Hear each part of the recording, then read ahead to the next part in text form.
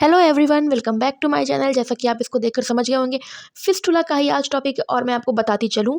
ये जो हमारा चल रहा था काफ़ी दिन पहले का है ये। सॉरी, मैं इसको कंटिन्यू नहीं कर पाई थी, कुछ दिक्कत थी, कोई प्रॉब्लम आ गई थी, लेकिन मैं आपके साथ शॉर्ट जो थी मैं शेयर करती रही। मैंने आप लोग को अकेले नहीं छोड़ा है। ये हमारा चल रहा था जीएनएम थर्ड ईयर का गायनेकोलॉजी सब्जेक्ट का यूनिट 5 का पार्ट 5 आ चुका था, जिसमें ये मैंने फिस्टुला था हमारा जो टॉपिक था। इसमें जेनिटो यूरिनरी फिस्टुला चल रहा था। इसका हमारा जो 5 पार्ट थे जो हमारे कंप्लीट हो गए थे, और इसमें जो टाइप्स थे जेनिटो यूरिनरी फिस्टुला के, ये मैंने 3 करा दिए थे। और अब आज जो है वो चौथा टाइप होगा। ये तो आप देखकर समझ गए होंगे। ये जो हल्की सी डस्टी है ये वाली, ये तो मेरी ही नोटबुक है जिसमें मैं सर्च कर अपने पास से नोट करती हूँ आप सबके लिए।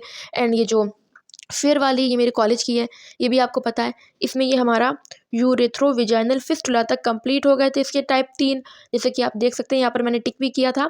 एंड आज मैं कराऊंगी जो कि हमारा रेक्टोविजाइनल फिस्टुला। तो हम चलते हैं, इसको देख लेते हैं। सबसे पहले तो हम इसको देखेंगे, यहाँ तक कंप्लीट हुआ था हमारा, और अब हम इसको देखेंगे जो कि मेरी ये कॉपी है। ये वाले जो मेरे नोट हैं, जो मैंने कॉलेज के नोट्स हैं, इसमें हम सबसे पहले देख लेते हैं कि टीचर ने मेरी क्या लिखवाया है।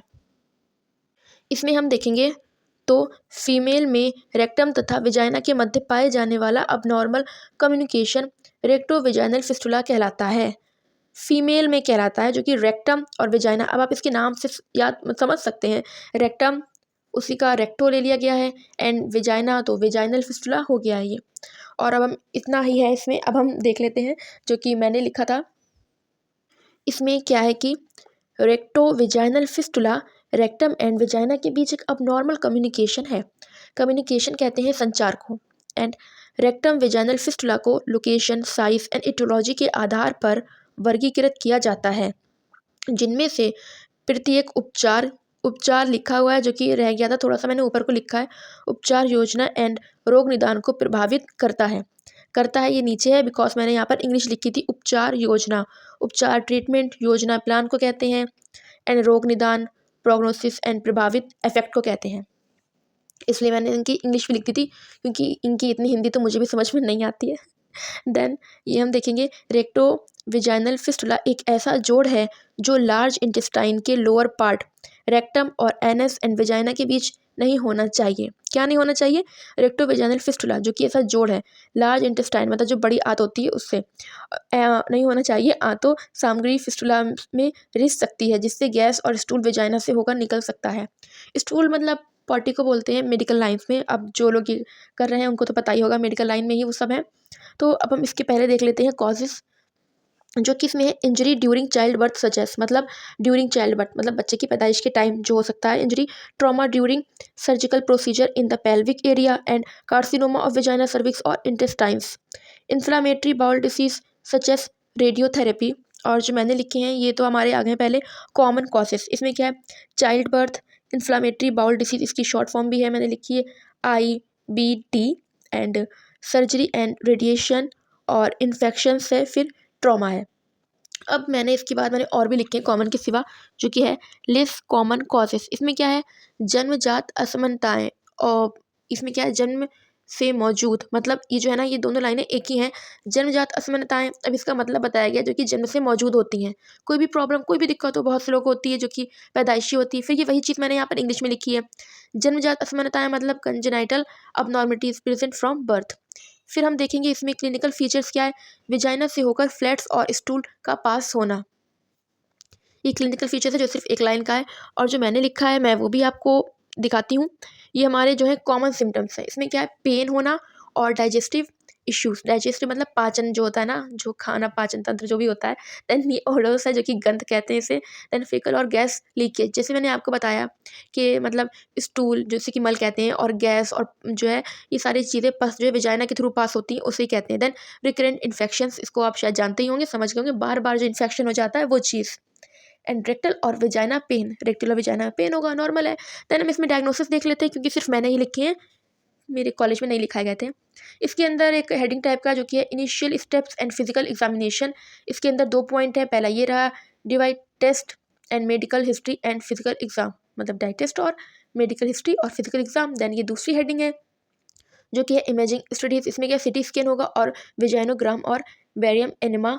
और तीसरा पॉइंट वो क्या है? MRI, मतलब फुल फॉर्म लिखी है मैग्नेटिक रेसोनेंस इमेजिंग। फिर क्या है हमारा एंडोस्कोपिक प्रोसीजर्स, इसमें बायोप्सी और कोलोनोस्कोपी और प्रोक्टोसिग्मोइडोस्कोपी, इसको आप कहना सीख सकते हैं, प्रोक्टोसिग्मोइडोस्कोपी।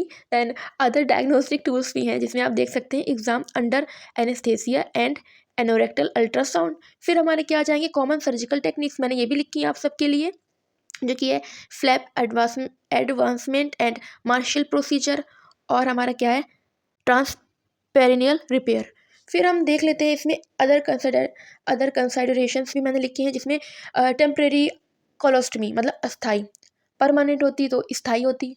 फिर क्या है हमारा प्रिपरेशन एंड कंजर्वेटिव मैनेजमेंट मतलब रूढ़िवादी प्रबंधन। फिर अंडरलाइंग कॉज, इसके बाद जो हेडिंग है वो क्या है नॉन सर्जिकल अप्रोच, इसमें है ऑब्जर्वेशन मतलब निरीक्षण एंड मेडिकेशन। फिर थर्ड पॉइंट है conservative measures and surgical approach, इसमें क्या है फिस्टुला प्लग्स ऑन पैच और पैच एंड टिश्यूज ग्राफ्ट।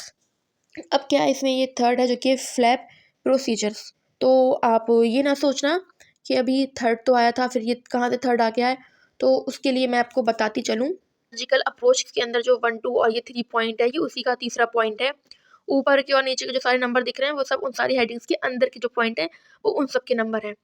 और अब जो सर्जिकल अप्रोच के अंदर ये जो आई है ना, इसका तीसरा पॉइंट जो कि फ्लैप प्रोसीजर्स, अब इसके अंदर भी पॉइंट है जो कि आपको देखने को मिलेंगे। अब इसमें क्या है फ्लैप प्रोसीजर्स के अंदर क्या है हम देख सकते हैं Martius flap and endorectal advancement flap.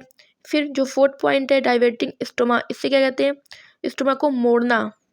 फिर इसके ट्रीटमेंट आ जाते हैं जिसमें एंटीबायोटिक्स और स्टूल सॉफ्टनर मतलब स्टूल को सॉफ्ट करने के लिए और एंटीबायोटिक दी जाती है। इसमें तो मैंने आपको दिखाया था, इसमें ट्रीटमेंट भी बस एक ही लाइन का है, surgical repairing of the fistula और sorry of the fistula is done, मतलब इसमें सिर्फ सर्जिकल रिपेयरिंग ही की जाएगी फिस्टुला को ठीक करने के लिए।